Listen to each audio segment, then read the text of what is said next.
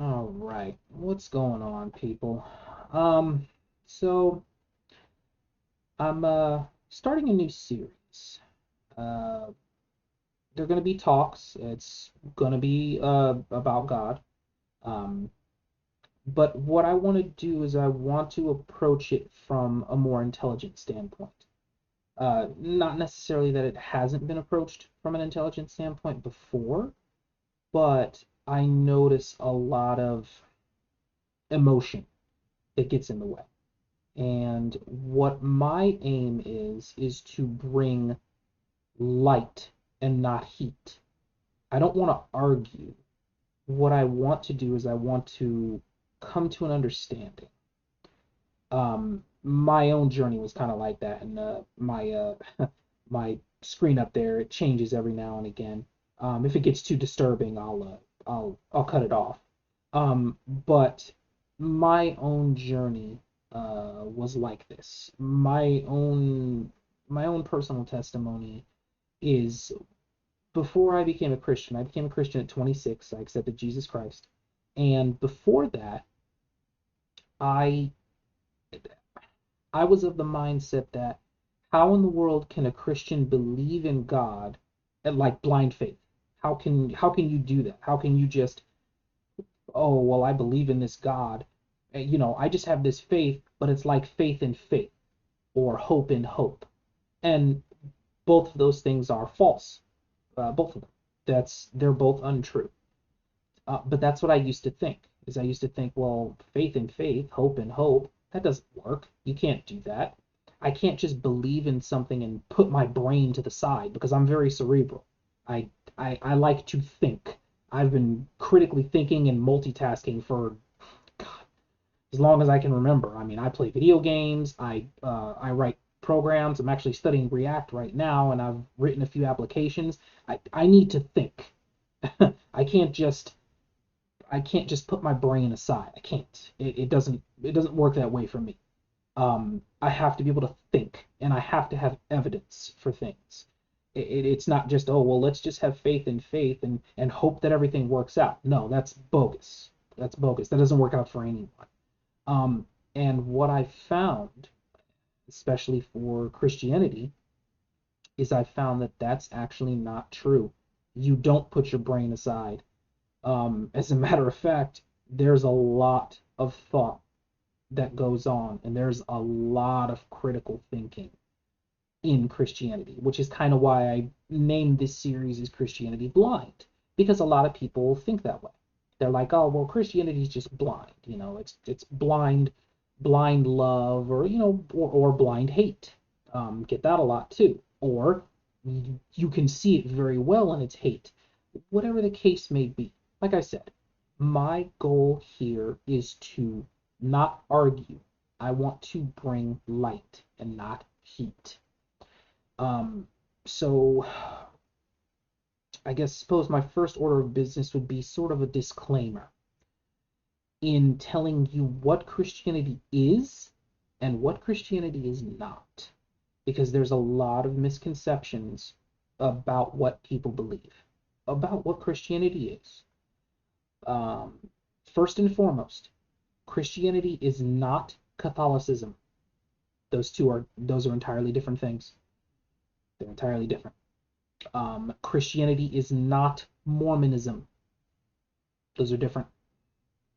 Catholicism and Mormonism are different as well, but neither one of them are Christianity. We do not subscribe to the Pope. The Pope does not rule over us. The Pope is not our go-to guy. Okay? Not at all. Not at all. The Vatican is just as corrupt as anywhere else. The Vatican is just as corrupt as the government. Just as corrupt. We do not subscribe to the Pope or anything like that for Catholicism. Catholicism does not recognize Jesus Christ as God. Instead, he's God's son, but he's not God. God is God, and that's it. The Catholicism doesn't recognize the Trinity, and there's a bunch of other stuff that they don't recognize in Scripture, even though it's in Scripture. They're just like, yeah, we can do without that stuff. Scripture doesn't work that way. you have to take the whole book of Scripture as one entire book. It's one whole book with a bunch of different stories in it. Historical, uh, there are parables, there are, stories about, um, well, just about everything. So don't, when you're looking at Christianity, you have to understand that it is not Catholicism, so Catholic. It's not that.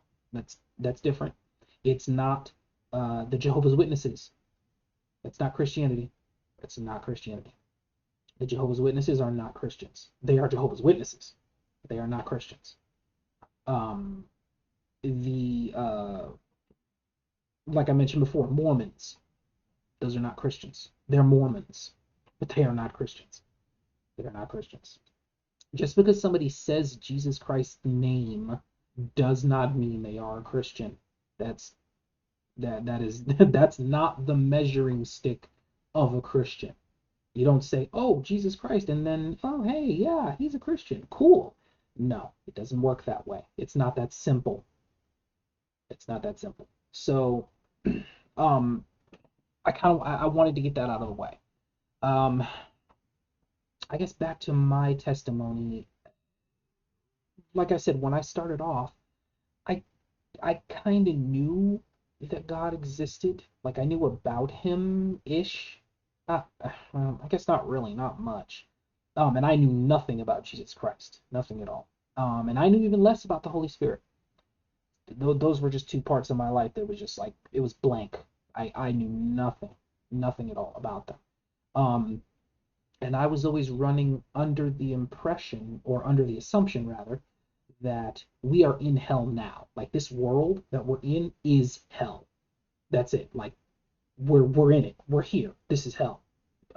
Because of how horrible the world is. I mean, you only need to look out your window and see how horrendous the world is, or look at the news. Um, so that's what I used to think, and so I had gone to a I'd gone to a church. I'd gone to a few churches when I was younger. Went to a few like big churches, and they were doing the the thing that you see on TV. The pastor comes up and lays hands on people, and they fall out and they're shivering and shaking and stuff. I've been to churches like that, and I was always like, this is absolutely absurd. This is ridiculous. Like, what did this is trash. There's no way that these people they got to be acting. Like, there's no way. Like, this is preposterously stupid. There's no way. And because I actually went up there. He did the pastor did they call it an altar call. I came up to the altar. He was just putting his hands on people, like going down a line, like putting his hands on people, boom, boom, boom, and these people were falling out and falling out and falling out. And he put his hand on my head, and nothing happened. Like I didn't feel anything. No wave of power went through me or anything like that. Nothing. I I fell back, but it was uh, more of for show. That I fell back. It wasn't. It was underneath my own power. I fell back. He didn't he didn't tell me to do that beforehand. I just did it because I was like, oh well, I guess I should fall backwards then. I was young. I was like 15 or 16. No, no, maybe I was a little older. Maybe I was in my early 20s, 21, or I don't know, somewhere between 19 and 22 was when that happened. Somewhere in there. Um, and yeah, it was just it was bogus. It was bogus. I'll tell you right now, it was bogus. There was nothing there. Nothing happened to me. I didn't get some kind of crazy, Holy Spirit experience or anything like that. Nothing. Um, so after that, uh, it was a long time before I went to any church ever again.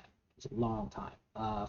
For somewhere around 4 years before I went to any church again. Um, now during the midst of this, I thought I had a pretty good handle on God. I was like, yep, I'm good. I know enough. I know enough. Like, I know enough. I'm good. I'm okay here. I'm all right here. I don't need to know any more than I know right now. This is cool. Um, but a lot of odd things happen to me. Just really weird. Um, it, just a lot of little weird things would happen to me. Stuff that's tough to explain. It's just little weird things. I would see stuff, and you know, I would hear stuff, and I was the only one in my apartment. I was living on a college campus at the time, and I was the only one in that apartment. And just weird stuff would happen, very very peculiar stuff, and so for a long long time that stuff would happen, and then I got invited to a it was a Christian fellowship group on that campus, and it was very very down to earth. It wasn't like huge mega church, friggin' you better and another note on the church that I did go to, the one beforehand, is there was this guy up on stage, and he was talking about how happy God made him, and he did this kind of, I don't even know how to explain it. It was kind of like, if you've ever seen like a kid throwing a temper tantrum, but they're standing up, waving their head and their fists and doing like this kind of thing. I was like, this man is a moron. I was like, this man's an idiot. He actually almost hit his head on the pulpit.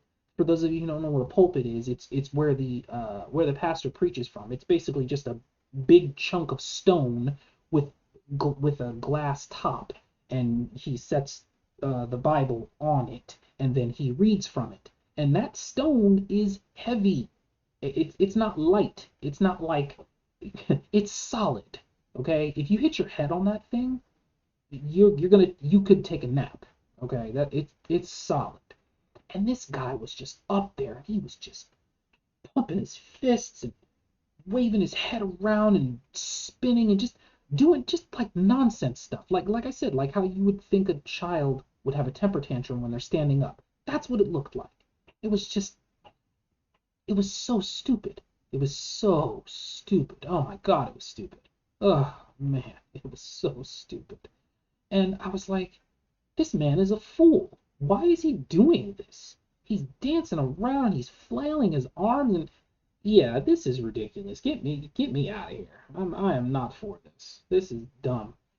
Um, so fast forward, like I said, I was after all that whole thing, I was invited to a Christian fellowship, and like I said, it was definitely more down to earth. It was college kids, and at the time, I was a college kid. Um, it was real down to earth. They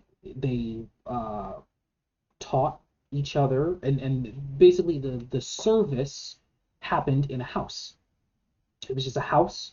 It was, I don't know, maybe 20 or so of us. And when it grew too big, what they would do is they would split the house off, and people would go to another house, just so that the groups didn't get too large, so that you could talk to one another and get to know one. That was really important among them, is talking and getting to know one. Like, who are you as a person? You know what I mean? Not just like a passing fancy, like, oh hey, whatever. No, it's who are you as a person? I want to get to know you and talk to you. And then, switch off. Maybe I go and I talk to this person or something. It kind of sounds like speed dating, but it wasn't, because we were there. I mean, you could stay there for as long as you wanted. You could crash there if you wanted to, sleep there. Uh, but it was really really cool, and it was really down to earth. And so I went there, and I went there for a little bit. And sort of all the while, I I don't know if I ever felt like stuff stuff was changing. I can't really say I did. I didn't feel like anything was changing. I never felt like uh, anything was different. I didn't feel that way. Um, so but I kept going, and eventually it came to the point. So I was a huge nerd throughout most of middle school, high school, and college. I did not have a girlfriend ever at all. Not one. Not one. Not one. I did not have a single girlfriend throughout. I hated most of high school, and I was really depressed too. I was really depressed. Um, just a lot of stuff happening around me at home. So I was super depressed. I didn't talk to anybody. I mean, I had very few friends. I think I might have had two or three really close-ish kind of friends. Not very many friends. I didn't even listen to music. Like I was just like I was all up here. Like I was up here. This is where I was the whole time. Like I didn't say anything to anybody. I kept to myself. I was in the back of the classroom. I just the sort of the teenage angsty. I was bored. I was tired all the time. Just didn't want to do anything. I just really all I wanted. I mean, there was a long period of time where I would sleep until like 5, 6 p.m. Like I would go to bed at like you know 2 or 3, and I would sleep until like 6 p.m. For a long time. I did that for like 3 or 4 years. I did that where I would sleep until like 6 p.m. and then wake up and then be playing video games and then go back to sleep and then sleep until like 5, 6 p.m. I mean, it was pretty bad. It was pretty bad. So like I said, I didn't feel like I had like anything had ever changed. And throughout high school and throughout college, I didn't, and so I was always real nervous and shy. So I didn't approach women, nothing like that. I never approached any woman. I never talked to them. If they talked to me, okay, cool. But I didn't approach any girls. I didn't talk to any girls. Nothing. Nothing. I'm not. I wasn't. I wasn't gay. It's just, and I'm not gay. It's just, I just, I was just shy. I didn't mess with them. I didn't mess with them because it was too much for me. You know what I mean? I was like an extreme introvert. Didn't mess with any of that stuff. Um, so, so I actually met a girl who is now my wife. God, when did we meet? We met when I was 25 or 26, something like that. 20, yeah, 20, 26, 20, 25, somewhere in there is when we met. We actually met when I was working. We both worked at the same place, and so we met at the same place. Um, and it wasn't again, it wasn't like I was trying because I wasn't. I'm telling you, I did not pursue any girl, woman, nothing. I did not pursue them at all, at all. So we met there, and we actually somehow or another, I don't even really remember how, but somehow or another, we ended up boyfriend and girlfriend. I honestly cannot tell you how it happened because I'm not really sure. I just know that she thought I was attractive, and she came over and she was like flirting with me a little bit. And I was like a brick, so I had no idea she was flirting with me. I was like, oh, okay, yeah, sure, I guess, whatever. It was like that. I had no idea. I didn't know she was flirting with me. So somehow or another, we ended up as boyfriend and girlfriend. I like I said, I still can't tell you how. I don't know. Um, and so after that. we were dating for a little while, and I was kind of trying to understand what this was.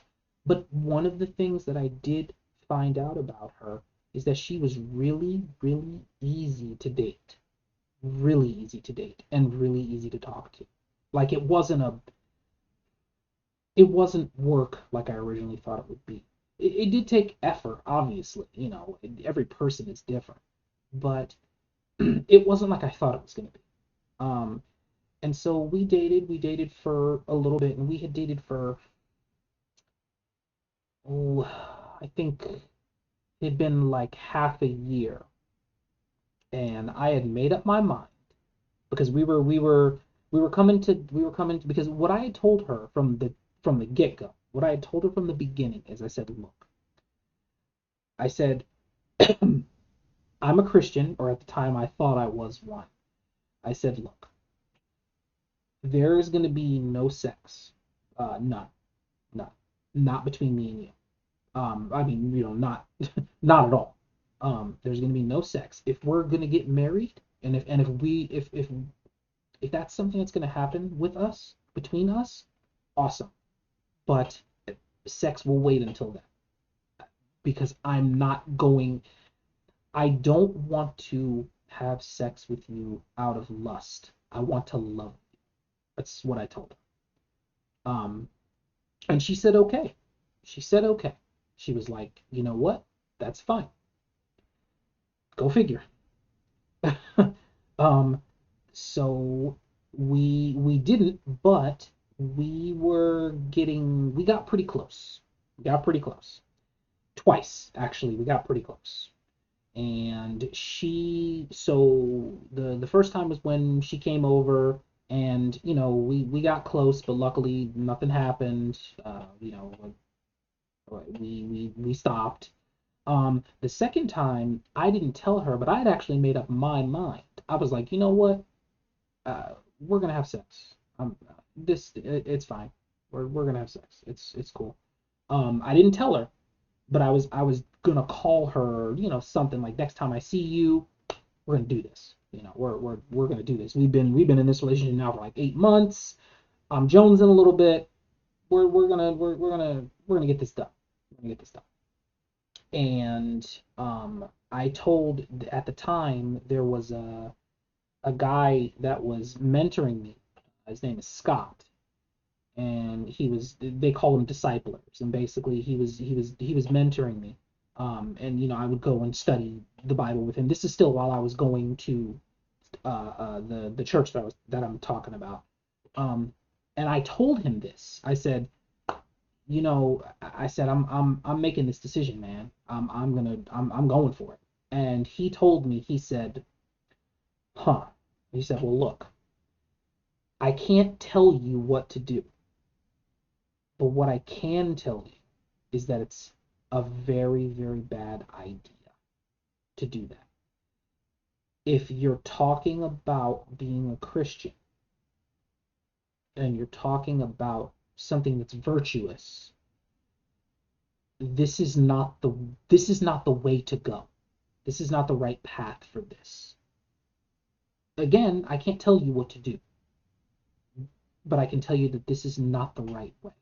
And I can also tell you that if you wait, it will be so much more rewarding and so much better than if you just do it now, just to do it, just because you're jonesing or whatever. If you wait, it's so much better. But again, it's your decision.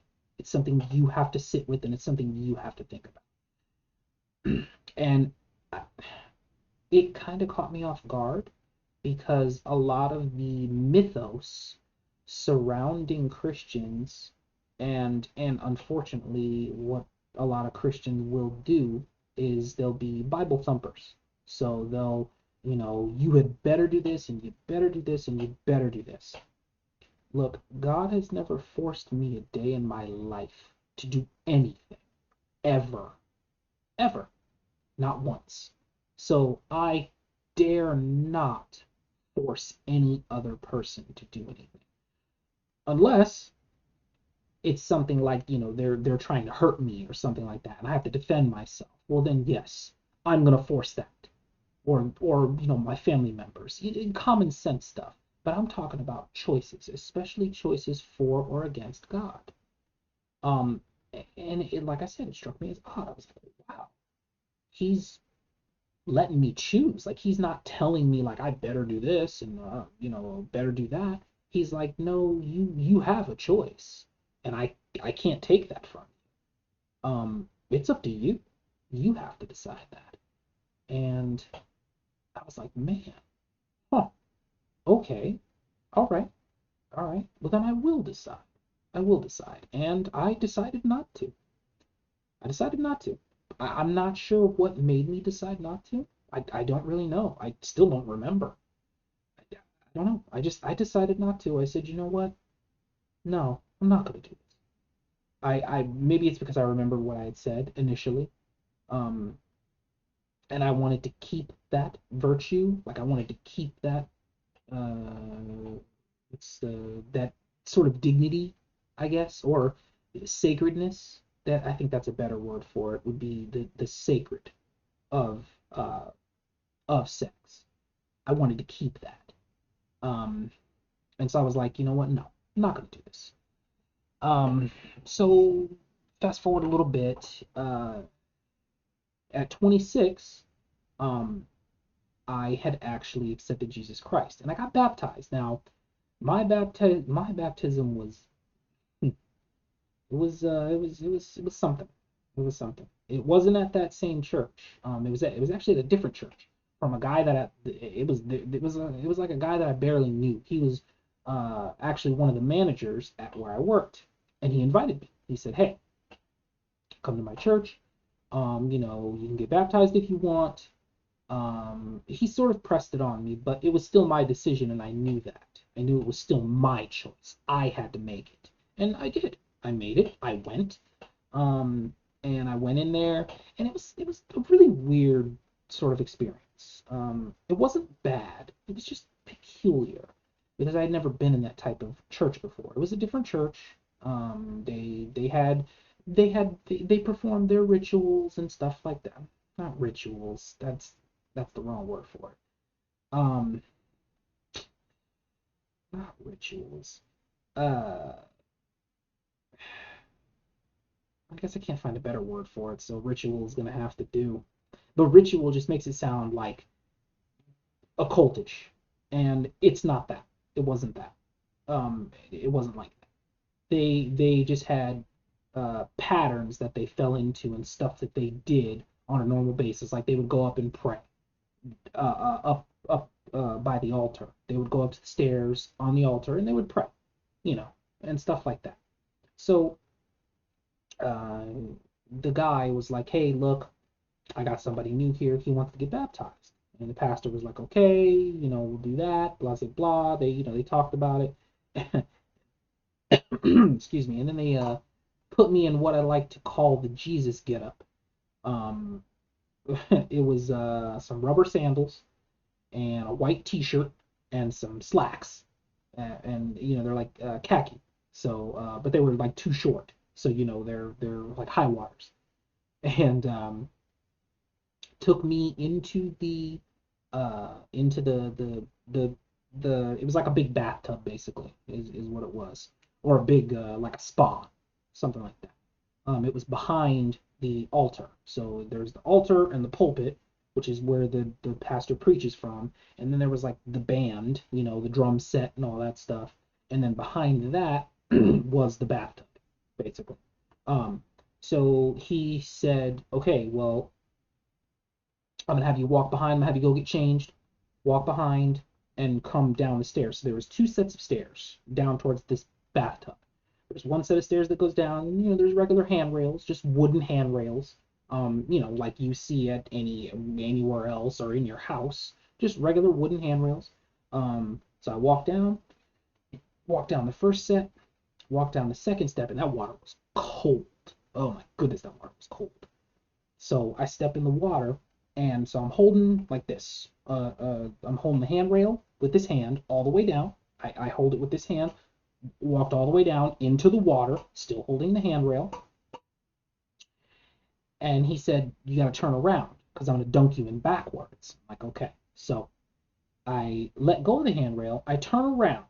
And as soon as I put my left hand back on the handrail, it felt like electricity. It shot from my hand straight to my shoulder.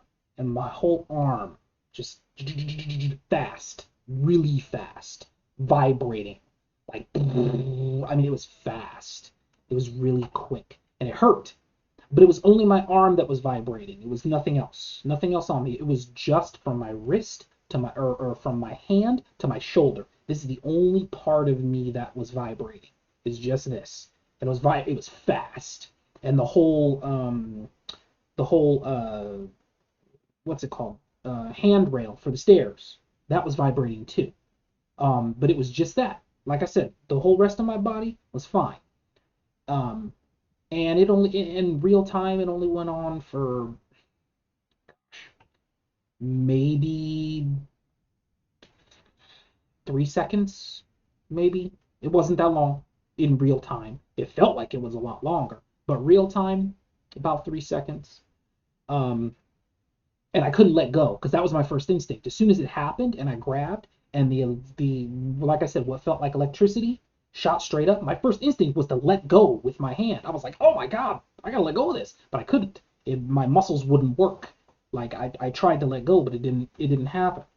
Um, so uh, so that happened, and after that, uh, I'm looking at my hand, and this is something that I realized a lot more later than at that time. Now, after that happened, and after I let go, everybody was quiet. Nobody said anything. It was me. It was the guy that was going to dunk me in, the manager. It was the pastor, and I think it was like two other people. And everybody was silent. But I, I'm pretty sure I heard cheering. I'm pretty sure. I'm pretty sure. Because after that happened, I looked up and I was looking around and I was like, what am I hearing? I'm pretty sure I heard like a crowd cheering, like ah, like I just scored a touchdown or something. You know what I mean? Like that. I'm pretty sure. I'm pretty sure I heard cheering. Because none of the people were talking, and there wasn't no TVs or anything on in there. It wasn't like I walked by a TV where somebody was watching a football game or something. No, this is a church service. They weren't watching football in the back room. This because it was only a few of us there, and I didn't hear anything before that. Like you know what I mean. So it wasn't like, oh yeah, they just turned the football game up, and they just happened to turn it up right when that happened. No, there's one thing that you'll learn about life in general. There is no such thing as a coincidence. I promise you, there is no such thing as a coincidence. Everything happens for a purpose and for a reason. Everything, everything, everything. Even if you don't know it yet, or you don't know what's happening or why it's happening for a reason. Something happened in order to cause that. But anyways, so so he dunks me in. And like I said, water was cold, really cold. God, it was so cold. Uh, Dunks me in. I come back out. I'm just all wet and I'm shivering. And and oh, and I'm sorry. I got to jump back a little bit because before he dunked me in, the pastor blessed the water, I suppose. I don't know. It was odd, but the water sparkled in a peculiar manner before I got dunked in. It was I don't know. It was weird. It was weird. Because the way the pastor was sort of running his hand through the water was sparkly, but like in a weird way. It was just like how the pastor was running his hand through it. I mean, it's clear water, and there was lights, but it wasn't the lights. I don't know. It was weird. Pastors the water was sparkling in some kind of weird way. But anyways, um So after that, I told when I was in there shivering and they want, they were like had me change clothes. I was telling the pastor, I was like, I was always under the assumption and under the belief that we're in hell now. Like this is hell. And the pastor was like, huh. He was like, well, if you think that this is hell, I will tell you that there is a place that is far worse than this. And he walked away. I was like, wow, I've never heard that before. Never, never. That never occurred to me that there was any place to be that's worse than where we are right now. Never thought about that. I never thought there could be a place that's worse than this because it's pretty bad here. But you're talking about there's a place that's worse than here? Ugh. I definitely don't want to go to that place if it exists. I don't want to go there. So that started me sort of on my journey toward Christian apologetics. Sorry, I know I'm taking a little bit of time here, but my testimony is a little longer. Um, so like I told you from the beginning, I can't divorce my brain. Can't do that. I need to think, and I need to think about multiple things. Like critical thinking is part of me. It's part of me. It's part of what I do. Multitasking. Like I need to have stuff to do to sort of keep my attention. I'm a little what do you call it? Not obsessive compulsive. Sort of ADHD, but when I uh when I get bored, I get sleepy. So I like to have things to, look at. Like I can look here, I can look here, I can look here, and I've got this monitor here. You know what I mean? Stuff like that. So um, I was like, I can't divorce that. I can't just say, oh yeah, just blind faith. Awesome, this is great. That's this is cool. I believe. Had you asked me back then if I was a Christian, I would have told you yes. I would have said, yeah, absolutely I am. But had you asked me why, I would have said, you know what, I don't know. No idea. I just believe in God, that's all. But I don't really know why. I don't really have an answer for that. Enter Christian apologetics.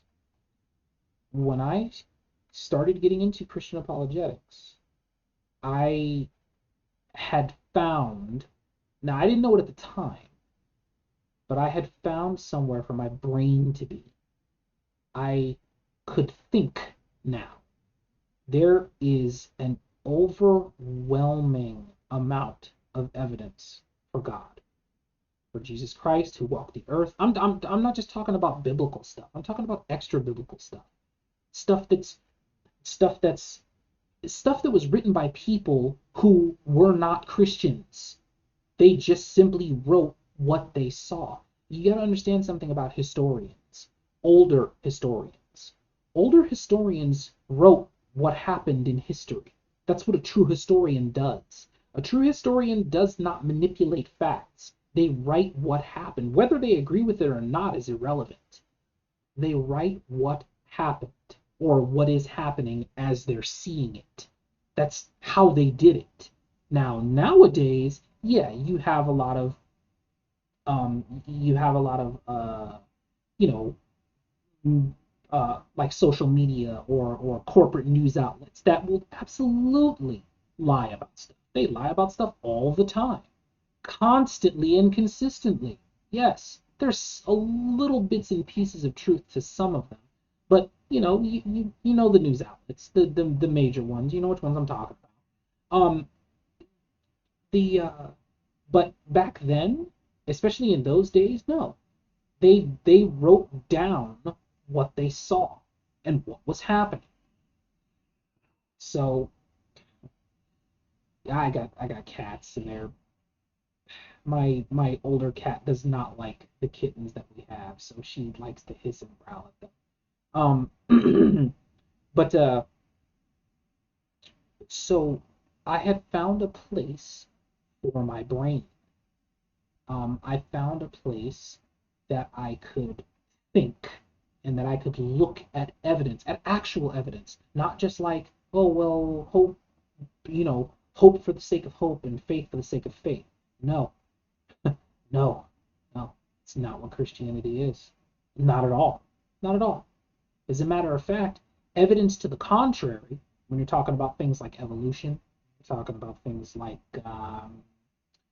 string theory and evidence to the contrary is actually preposterous, and it always brings more questions than it answers, always, all the time.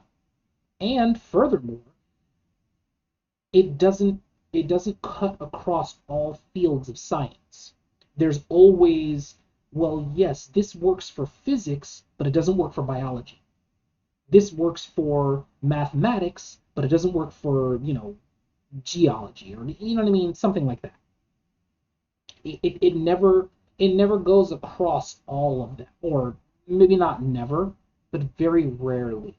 There's always issues with another scientific field, especially for people that only into one scientific field, and they think, oh well, yeah, this matches everything. No, it doesn't. It doesn't. You just didn't bother to do the research to figure out that it doesn't, because a lot of the proponents of these types of evidences, I'm talking about secular evidence against God, a lot of the proponents of these types of evidences, they only study one field or two fields, and their stuff doesn't work in another field of science. And it barely works in their field of science. And there are questions that are always unanswered. This is all of the stuff that I got into. I'm talking about uh, I mean, evolution, cosmological arguments, the universal constants, the moral argument. The morality argument is probably one of the best arguments for God. One of the best, absolutely, hands down. I think it is one of the best because it it cuts across uh, what evolutionists say about about how an animal could turn into a human. Not to mention that it's never been documented before and it's never been observed before. But we'll get to all that. We'll get to all that.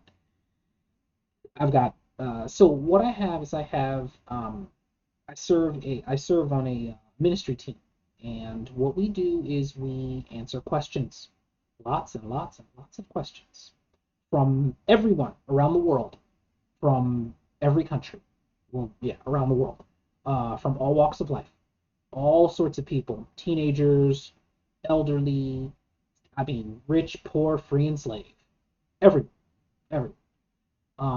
And we get a lot of different types of questions, a lot of asking a myriad of things. And so what I'm going to do is I'm going to share those questions. I'm going to share the questions, I'm going to share the answers, and then what I'm going to do is I'm going to talk a little bit about these. And what I would love is I would love comments about them, and more questions. Trust me, follow-up questions are one of the best things that you can do if you're interested. Again, I'm going to circle back to what I said before. I am not here to bring heat. I don't want to. I don't want to bring anger. I want to bring light. I want you to think. That's what I want. I want you to think. I want you to listen to what I'm saying and look at it and say, okay, is it possible? Is it possible that that the God of the Bible exists? Is it possible? Is it possible? Not even, oh yeah, he does, or no, he doesn't. Is it possible? Is it even conceivable? Could it be? Because could I be wrong? Sure. Absolutely, I could be wrong. No doubt. but the evidence just doesn't point that way. And if you're in a think about if you're a lawyer, okay? You're a lawyer and you have a open and shut case, right? The You've got the murderer, you've got eyewitnesses, many eyewitnesses. Their stories corroborate or collaborate, anyways. But their stories corroborate. Um, there's video evidence, there's audio evidence. Um, you got the murder weapon, the fingerprints are on the murder weapon. Heck, you even have a signed document from the murderer saying, "Yes, I did this," uh, and and and him apologizing and showing remorse for what he did. I mean, it's open and shut. It's ridiculous how much evidence you have. Okay, so you go to the judge, you're presenting all your evidence, and I mean, boom, boom, you're knocking it out left and right, left and right. The defense is just speechless. They're like, "Oh my goodness, I didn't even know he had this much evidence. This is ridiculous. You better plead guilty." Like that. It's that kind of thing. And the judge looks at all the evidence and he says, this evidence that you brought me is really, really overwhelming. But I'm just not convinced. What else you got? And you scoff a little bit like, what else do I have? What do you mean, what else do I have? This is everything. Like, what more do you want? And page. um, like I said, you kind of scoff a little bit, and you're like, what else do you want? And the judge says, well, that's not my job. My job is to judge the evidence that you've brought me, and if it's enough, then I make the judgment call. And even though the evidence you've brought me is substantial, it's just not enough. I'm not convinced. What else you got? And you just throw your hands up like there's nothing else. I don't have anything else. That's it. And the judge says, well, then I have no choice but to claim this man innocent. Case dismissed. Boom. Bangs the gavel. First off, that's preposterous. And secondly, that's not how things work. There is no, that judge would be reprimanded and fired immediately. Hopefully, anyways. I know the law system is broken. I understand, but there are still some good people in the court system. There still are. There's not a lot of them, but there are still some good people in the court system. So yeah, that's ridiculous. Why in the world, looking at all of this evidence, would you not naturally follow the evidence to its logical conclusion? Why? For what? What are you doing? The only logical answer that you can come up with, why wouldn't you follow evidence to its natural conclusion? It's because you don't want to. That's it. You choose not to. Plain and simple. It's not that the evidence is not overwhelming. It's not that the evidence is not there. It's not that the evidence is not persuasive. You just choose not to. You choose not to accept it. That's all. It would be the same thing for something basic. You tell me that 2 plus 2 is 4, and I say, you know what, I don't believe you. I don't accept that. I think 2 plus 2 is 567. That's my opinion on it. That's what I think. Well, so what? Who cares? 2 plus 2 is still 4. Doesn't matter what you think. Doesn't matter if you think it's 567. So the only thing that I can do here with you is present the evidence to you. That's it. I can't prove to you that God exists. I can't do that. I can't do that. No one can. I can present you with the evidence, and you have to make the choice about whether the evidence falls more strongly on the side of, yeah, God probably exists, or nah, there's no way he exists. It's just not possible. But that's up to you to decide. So I'm gonna end this one now. My next talk will be, and eventually what I'm gonna do is I'm gonna get a microphone. I'm actually gonna have a microphone. Should be pretty close to Christmas or a little after Christmas. One of my Christmas presents, anyways. Is I'm gonna get a microphone. So should be good. My voice should be a lot clearer. I know my voice is probably a little muffled right now, and you've been listening to me talk for a little while, so it's probably kind of droning. But I wanted to get all that out. I wanted to get out my testimony, and I wanted you to kind of understand sort of who I am, where I'm coming from, and what I'm trying to do. Again, I'm trying to bring light and not heat. I'm trying to get you to think. That's what I want to do, is I want you to think. I want you to use your brain. I don't want you just to accept Christianity just as, oh, hey, look, this is just having faith in faith. This is a bunch of bogus stuff. All these crazy stories about the Red Sea splitting and the Adam and Eve in the garden. This is all bogus stuff. This is silly. Why in the world would I believe any of that? We'll get to that. We'll get to that because those questions are really, really difficult. They're really tough questions. And we have to get the simple stuff out of the way first in order for you to understand the more complex stuff. You can't start off with the more complex stuff because you will dismiss it immediately. You will.